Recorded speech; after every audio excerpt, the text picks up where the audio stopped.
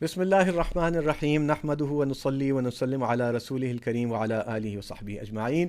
ناظرین، ایک بار پھر خوش آمدید۔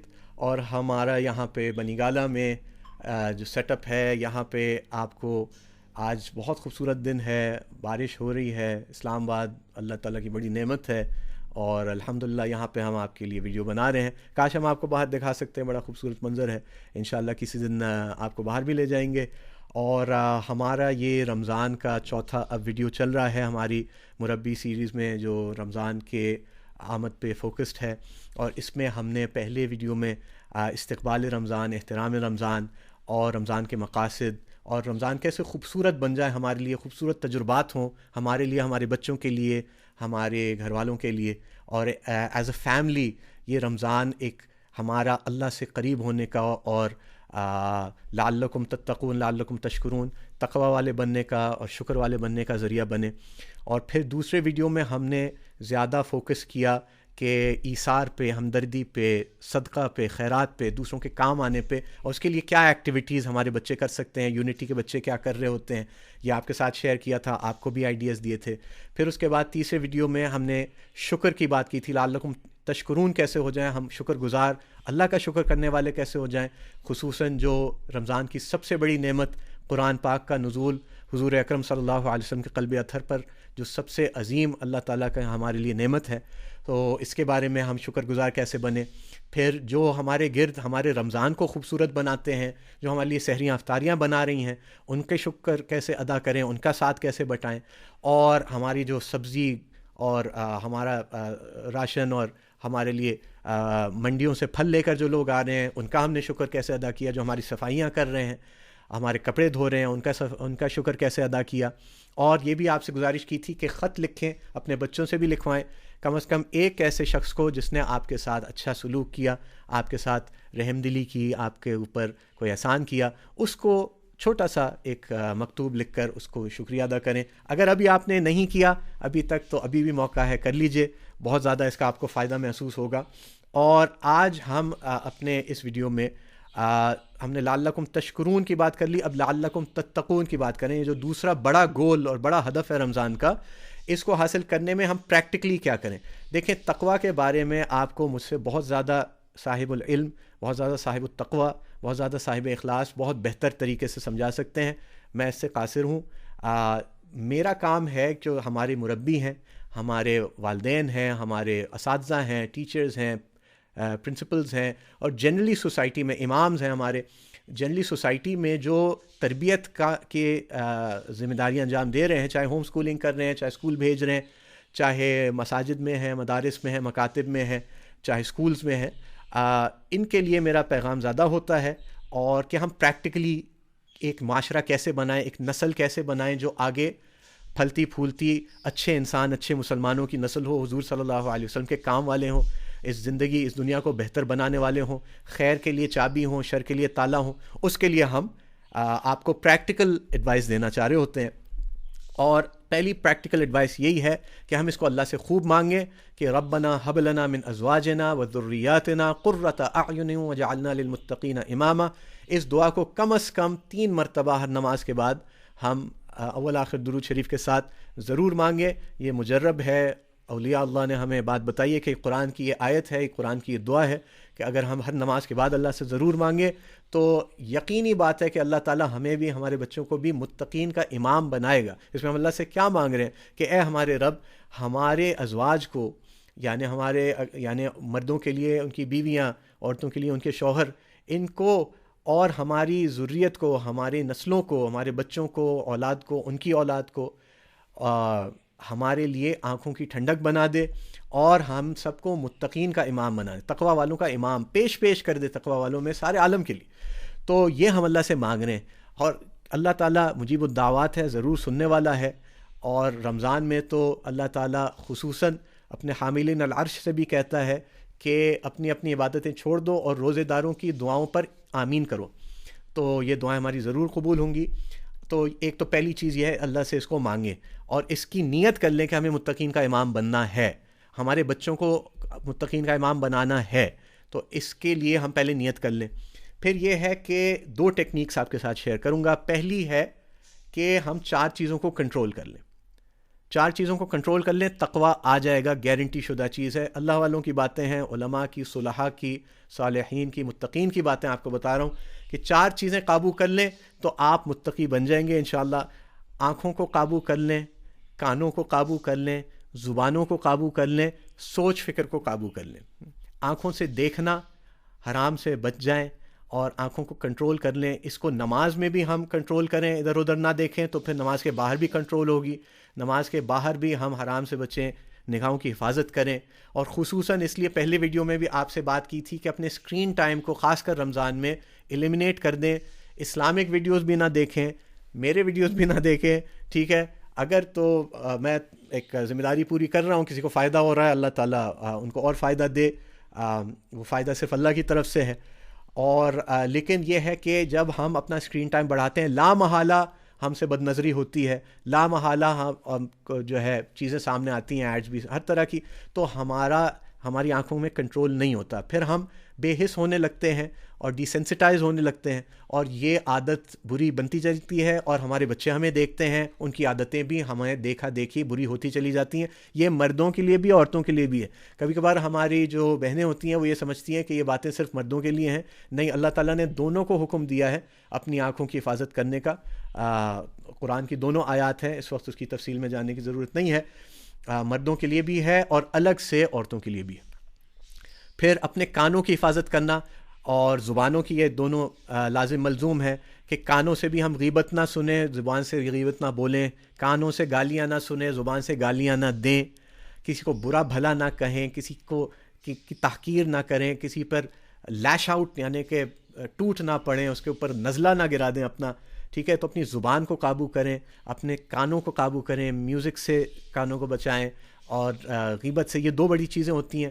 اور اسی طرح زبان میں جو ہے دوسرے کو کمتر کرنا, کسی کو ذلیل کرنا, گالی دینا, کسی بھی طرح سے اس کو زبان سے ایذا پہنچانا, جھوٹی گواہی دینا, جھوٹ بولنا وغیرہ وغیرہ, اس کے سارے جو کسی اور انشاءاللہ ویڈیو میں اس کی بات بھی کریں گے ان سب چیزوں کی تفصیل سے. پھر یہ ہے کہ اپنے خیالات, اپنے جو ہے سوچ فکر کو بھی ہم قابو میں لائیں. اور آپ کو یہ بات معلوم ہونی چاہیے کہ قرآن میں سوچ فکر کو جوڑا ہے دل سے, نہ کہ دماغ سے, نہ کہ جو یہاں کھوپڑی میں ہمارے بلکہ جو سینے میں ہے. جیسے اللہ تعالیٰ فرما رہے ہیں اعوذ باللہ من الشیطان الرجیم لہم قلوب لا یفقہون بہا, کہ ان کے دل ہیں لیکن ان دلوں سے وہ کچھ سمجھتے نہیں, سوچ سمجھ نہیں رکھتے. تو فؤاد کا لفظ آیا ہے, افئدہ آیا ہے کہ آدمی وہاں سے سوچتا ہے. تو یہ ایموشنل انٹیلیجنس سے زیادہ تعلق رکھتا ہے, نہ کہ نیورل انٹیلیجنس سے. تو اس لیے اپنے سوچ فکر کو قابو کریں گے, ہمارے دل متقی ہوتے چلے جائیں گے. تو آنکھوں کو, کانوں کو, زبانوں کو اور سوچ فکر خیالات کو ہم قابو کریں, نماز میں قابو کریں, نماز کے باہر قابو کریں, تو ہم تقوی والے ہو جائیں گے. اس کی بڑی تفصیل ہے, لیکن آپ بھی سمجھ رہے ہیں, میں بھی سمجھ رہا ہوں ہم کیسے کر سکتے ہیں. یہ پریکٹیکل ہے. ہمارے بچے ہمیں کرتے دیکھیں گے, جب ہمارے بچے ہمیں کرتے دیکھیں گے باہر کے ماحول سے متاثر نہیں ہوں گے. آپ کہتے ہیں کہ باہر ماحول خراب ہو گیا, اکثر آپ اپنے بچے کو کچھ کہتے ہوئے سنیں گے تو آپ کہیں گے یہ کہاں سے سیکھا. وہ آپ کو بتائے گا نہیں, وہ سچ نہیں بتائے گا. 90% چانس ہے کہ آپ سے سیکھا ہے. یہ بہت کڑوا سچ ہے. آپ نے کہیں ایسی بات کر دی جو اس نے لے لی, یہ 90% چانس ہے گھر سے ہی سیکھا ہے اس نے. بہت کم چانس ہے کہ باہر سے اٹھایا, لیکن وہ یہ کہے گا نہیں اور آپ بھی اس کا ادراک نہیں کریں گے. تو اپنے اندر جھانکیں کہ کہیں میری زبان ایسے تو نہیں استعمال ہو رہی, میری آنکھیں, میرے کان, میرا افکار ایسے تو نہیں استعمال ہو رہے. اور پھر جب آپ ان کی حفاظت کریں گے, بچہ جس ماحول میں بھی جائے گا, چونکہ گھر سے وہ متاثر آپ کے تقوی سے متاثر ہوگا, آپ کی نگاہوں کی حفاظت سے, آپ کے کانوں کی حفاظت سے, آپ کی زبان کی صفائی سے وہ متاثر ہوگا, تو وہ دوسروں سے برا اثر نہیں لے گا. وہ سڑک پہ چلتے ان پڑھ جاہل لوگوں سے وہ برا اثر نہیں لے گا. وہ تبھی برا اثر لے گا اگر آپ اپنے آپ کی حفاظت نہیں کریں گے, تو وہ بھی پھر اپنی حفاظت نہیں کرے گا یا نہیں کرے گی, اور پھر وہ چیز وہ کیچ آن ہوگی. تو اس وجہ سے آپ اگر جس ماحول میں بھی رہیں گے تو وہ آپ اس کو باہر کی بے حیائی, فحاشی اور حدود سے پار ہونا, اور جو بھی گندگی ہمارے گرد ہے, جو عریانی فحاشی ہے, اس سے ہمارے بچے بچے رہیں گے. چاہے کہیں پہ بھی آپ ہوں، اگر آپ تقویٰ پہ ہوں گے، یہ بات آپ لکھ کے رکھ لیں اور مجھ سے گارنٹی لے لیں۔ دوسری ٹیکنیک جو ہے وہ ہے کہ ہم اگر اپنے تقویٰ کو بڑھانا چاہتے ہیں تو ہم اپنے صبر کو بڑھائیں، کیونکہ صبر اور تقویٰ یہ آپس میں لازم ملزوم ہے، یہ ایسے جڑے ہوئے ہیں قرآن و سنت میں کہ ان کو الگ کیا نہیں جا سکتا۔ جتنا صبر بڑھے گا اتنا تقویٰ بڑھے گا، جتنا تقویٰ بڑھے گا اتنا صبر بڑھے گا۔ ایسا ہو نہیں سکتا کہ ایک شخص صابر ہو لیکن تقی نہ ہو، اور ایسا نہیں ہو سکتا کہ آدمی تقی ہو اور صابر نہ ہو، ایسا نہیں ہوتا۔ اور اللہ تعالیٰ خود فرما رہے ہیں، جیسے، اور صرف یہ ایک آیت ہے، ایسی آپ کو اگر اچھی طرح تحقیق کریں تو اور بھی اس طرح آیات ملیں گی۔ اعوذ باللہ من الشیطان الرجیم والصابرین فی البأساء والضراء وحین البأس اولئک الذین صدقوا واولئک هم المتقون، کہ جو صبر کرنے والے ہیں مشکلات میں، تکلیفوں میں، تنگیوں میں، اور جب بھی ان کے اوپر کوئی مصیبت پریشانی آتی ہے، یہی لوگ ہیں، یہی ہیں، ان کے علاوہ نہیں ہیں، یہی لوگ ہیں جو سچے ہیں، اور یہی لوگ ہیں تقوی والے۔ یہی لوگ سچے ہیں اور یہی لوگ ہیں تقوی والے۔ تو صبر کرنے والے ہی تقوی والے ہیں، قرآن یہ کہہ رہا ہے۔ اس لیے اگر ہم اپنے صبر کو بڑھا لیں گے تو ہم متقین بنتے چلے جائیں گے، صابرین بھی بنیں گے، متقین بھی بنیں گے، دونوں کے پھل حاصل کریں گے۔ لیکن افسوس، صد افسوس سے کہنا پڑ رہا ہے کہ ہمارے بچے کیا دیکھتے ہیں ہمارے بارے میں، ہم کیا دیکھتے ہیں اپنے بارے میں، کہ رمضان میں ہمارا صبر گرتا چلا جاتا ہے، ہم بے صبرے ہوتے چلے جاتے، بجائے کہ رمضان میں صبر اپنا بڑھاتے، ہم بے صبرے ہوتے جاتے ہیں، اور بے صبرے ہونے میں ہاتھا پائی تک بھی معاملہ آ جاتا ہے، اور گالم گلوچ تک آ جاتا ہے، پھٹ جاتے ہیں، کسی کو اوپر برس جاتے ہیں، پتہ نہیں کیا ہو جاتا ہے، حالانکہ سرکش شیاطین تو قید ہیں۔ تو پھر یہ کیا ہوتا ہے، کیا چیز ٹریگر کر دیتی ہے، کیا چیز تیلی لگا دیتی ہے کہ ہم آگ بگولا ہو جاتے ہیں؟